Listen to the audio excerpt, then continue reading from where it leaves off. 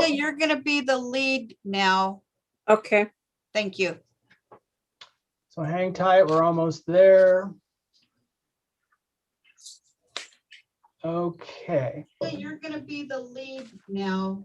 Okay. So, Thank you.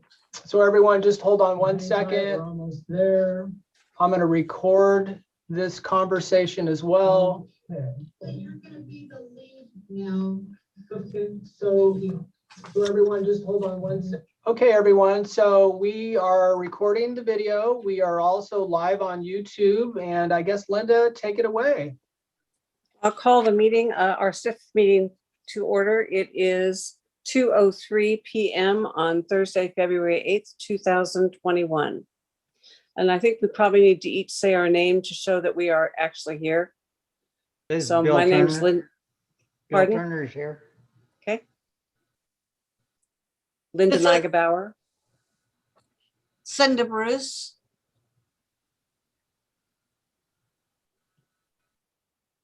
Is Katie here? I think she just needs to unmute herself. Okay. I can't see anything anymore. Okay, I am here, Katie Townsend. There was an issue with not allowing myself to unmute, so it looks like the host will need to do that. Okay. Yeah, and hey, everyone, I think if you mute yourself, I may need to unmute you as part of this system. So anyways, just be aware of that. Now, if you end up deciding to mute, it just may take a little minute for me to notice that maybe I've got to turn back around and unmute you. So let's just work through it. Thank you. So we do have a quorum for this meeting. And Cinda, do you want to just start into it? Sure, we should probably start with the approval of the minutes of the Oh, I'm sorry. January 14th, 2021 meeting. Thank you. I move that we approve the minutes of the 2/14 meeting.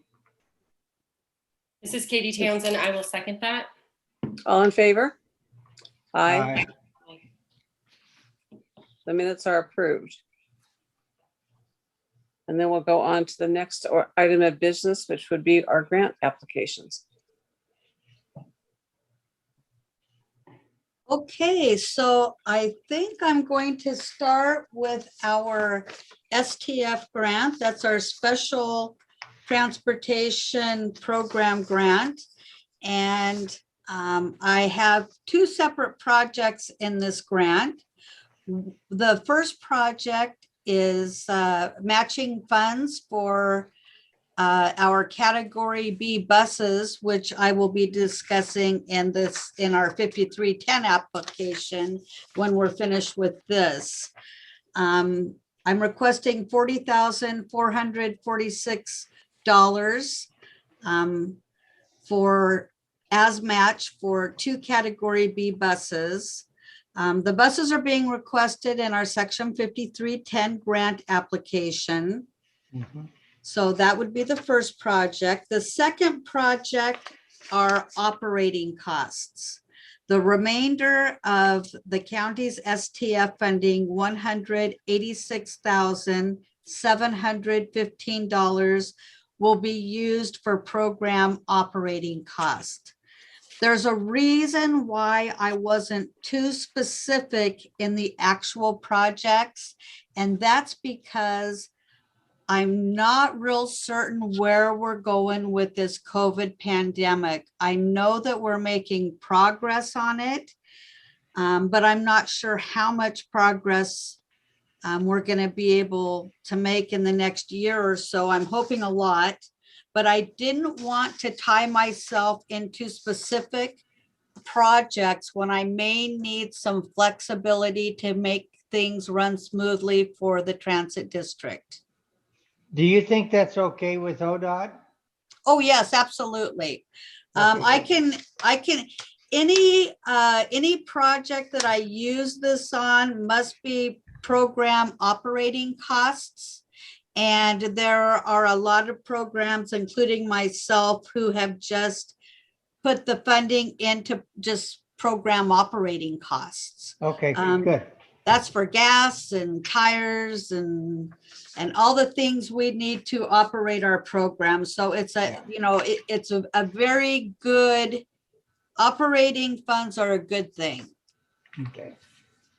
The second application, did you want to discuss the first one before I go into my 5310 application?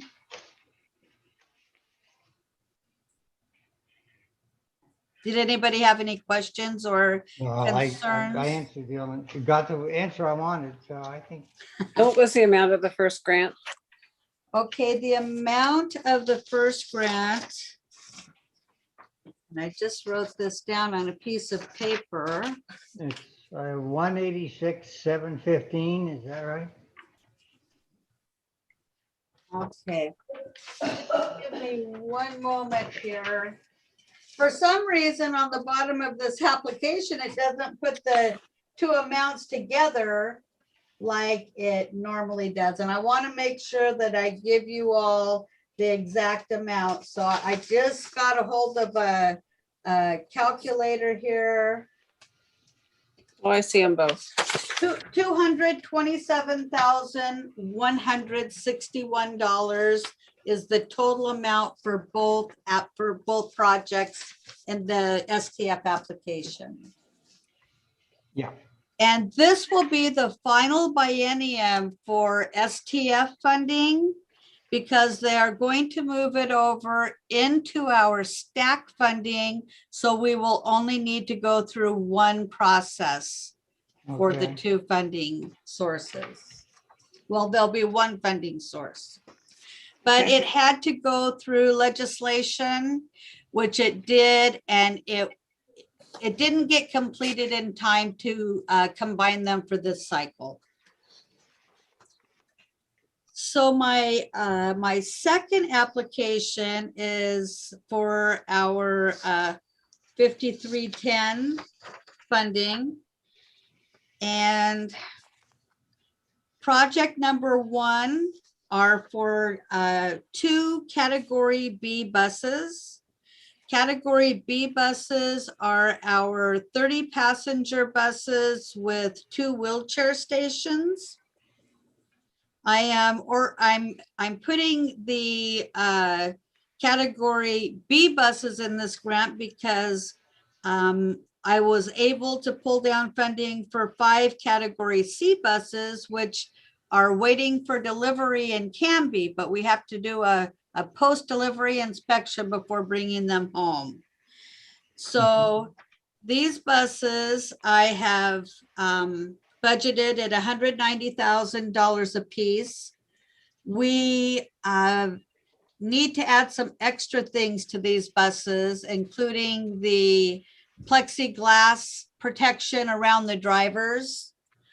We also do our surveillance cameras, our Swiftly real-time GPS system, and our 2-way radios, along with the vehicle bus wraps. So this is everything that we need for the bus in this cost, including extended warranties, which our fleet manager really likes us to get.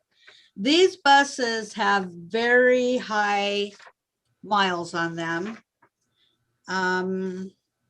Let's see, I gotta go back one page. I got ahead of myself, I guess.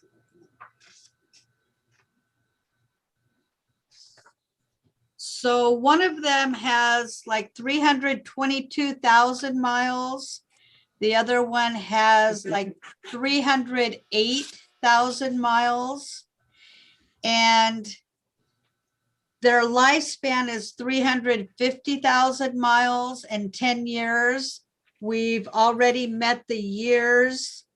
And by the time we get them in, by the time we get the contracts, we will almost have the miles. And then it takes 8 to 12 months for the manufacturers to put these buses together because each bus is spec'd individually. So it's quite a process. And if you don't stay up on top of it, it's hard to keep your fleet in good operating condition. However, the 2 buses that I'm replacing here are actually backup buses. So we're okay. By the time we get these buses in, our regular buses will be ready to be backup buses, and these will take over as the primary vehicles. And that's how we monitor and make the best use of our fleets. So the second project in this grant is, oh my goodness, is for, it's a preventive maintenance actually project is what it is. But it's to continue the cleaning of the outside of our buses and to continue cleaning our bus shelters on the inside and outside. The bus shelters, I'm really concerned about the COVID and keeping them in a clean, sanitized The video is not on. way so that people aren't concerned about using our services. The buses, as you know, in this salty air environment really need to have good preventive maintenance on the exterior of the buses. So our drivers do, clean our buses on a regular basis. There's time in their schedules for them to do that.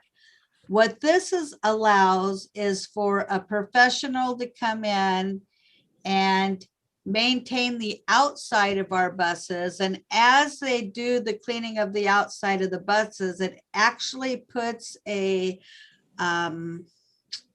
wax protection on the outside, which also makes it easier for our drivers to keep clean. So the vehicle maintenance, I have to report on to the state and feds on a quarterly basis.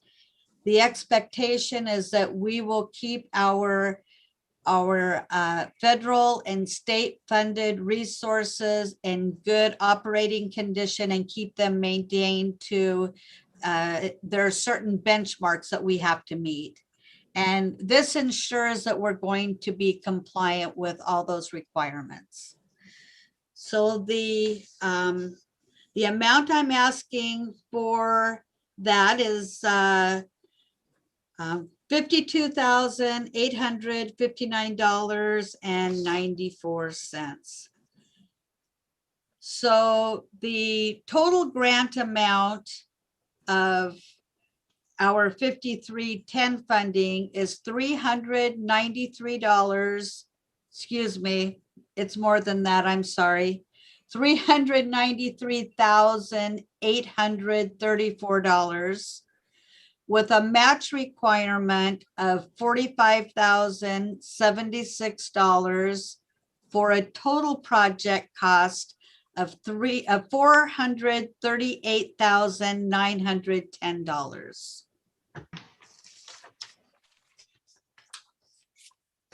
And 5310 funding, this is where we normally do get our capital equipment. This is our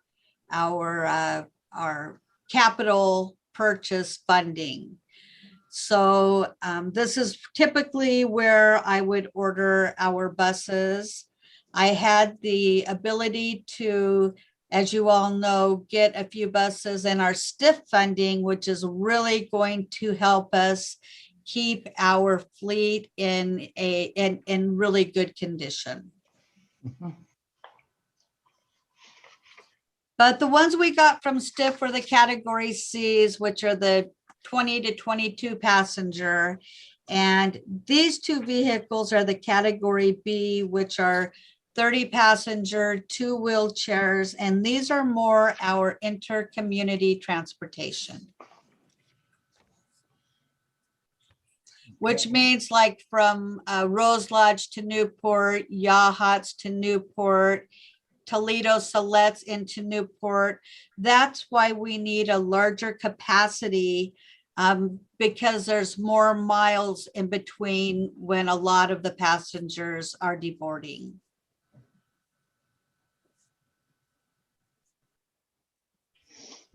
Does anybody have any questions or comments they'd like to make? I can tell you that we are required to have vehicle maintenance plans and also facility maintenance plans. Back in, oh my gosh, when was that? Back in the era days, oh, I'm thinking it was around 2010, 2008, 2010. I was able to pull down funding to expand our maintenance bay facility. So I have to have there we go. I have to have a preventive maintenance plan, both for the fleet and for the maintenance facility. So when I did my preventive maintenance plan for the facility, I already had the shelters included in that because I just think it's important to keep an eye on them, although the public is really good at contacting us if they see like a broken glass or something that needs to be maintained. Our drivers also are very good at reporting any repairs or safety issues that they see.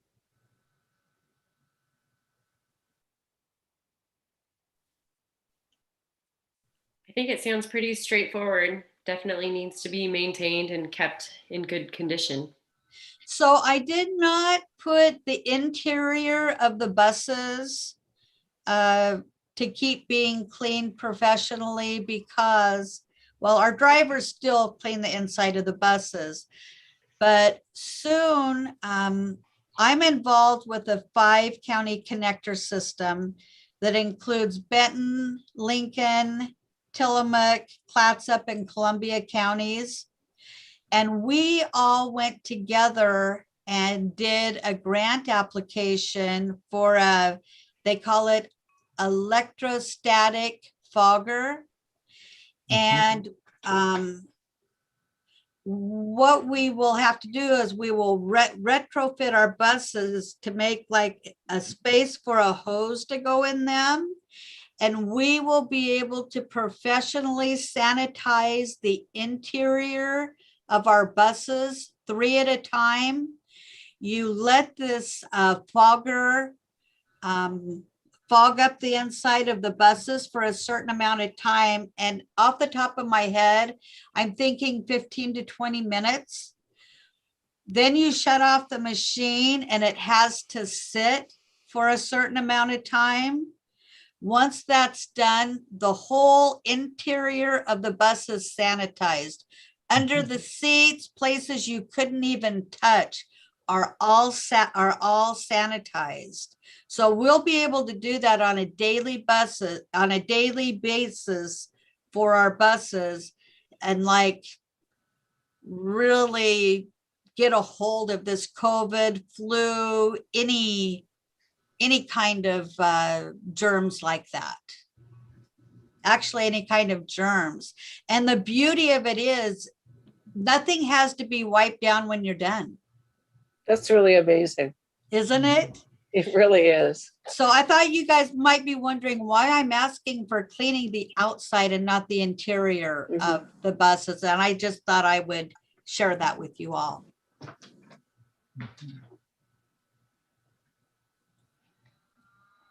Well, this is a very complicated process when you're going to replace a bus. I didn't realize it took so long.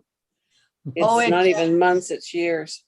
It is, we have to, and we go by the state, we use the state process. If we had to write up our own specifications, I don't think that I have the expertise to do that. Mark, my fleet manager, probably could, but he doesn't have time. So we go off the state bid price because it ensures that we meet all state and federal requirements procurement requirements. And they help walk us through it. You know, we have certain forms we have to fill out when we get the buses. We have to do post-delivery inspections to ensure, you know, that everything's working right before we accept them and pay for them. So it's really a huge process, but I get good assistance over here with my fleet manager, Mark Malnack, and my mechanics, because I let them all have input. They're the experts. That's good.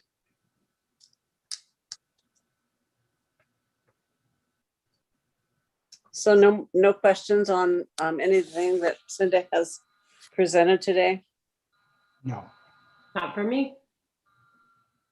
Yes, it's quite clear, I think. I actually understand what you said. Oh, great, great. And I knew it would be a short meeting, and I thank you all so much for being willing to come to a meeting with such a short a short time frame. But we're going to be able to make this process and have everything to the state in a timely manner. And I just can't thank you all enough. I am so thankful and grateful to you all. Even my public transit division regional transit coordinator said, oh my gosh, you have such an excellent committee. I wanted to share that with you all. Do we have to vote on these? I need to, yes, I do need to know that you recommend these projects moving forward. Okay, I make a motion that we approve the STF fund subrecipient application and the section 5310 subrecipient application for fiscal 2021-23. I will second that. All in favor? Aye. Aye. It has been approved. Thank you so much. And before you wrap up, committee members, would one of you try to turn on your video and see if I fixed that problem? Whoever It says, I got the same answer. Oh, I come did. on. I'm yeah. so sorry, guys. Well, I thought I had finally found the magic button to make it happen. So I Well, apologize. I would guess that it is probably because this had to be registered beforehand and that, you know, submit a registration or something. That's quite often the case with webinars, so. Gotcha. Actually, Casey, I think that you did me a favor. When I got home from work last night, my electricity was out. Oh, And it was still out this morning. So I'm kind Uh-oh. of a mess. I think you're just looking out for me. Okay. It all worked fine. Okay. yes, it did. Thank you all. So So our then, meeting is, if there's no other business, our meeting is adjourned at 2:26 p.m. Thank you. Thank okay. you. Thanks, Thank everyone. you all. Oh, that was amazing, everybody. We did Hey, it. Good job, guys. We're still on YouTube. I haven't quite figured that out yet. So Thank you. I'll get her shut off here in just a second.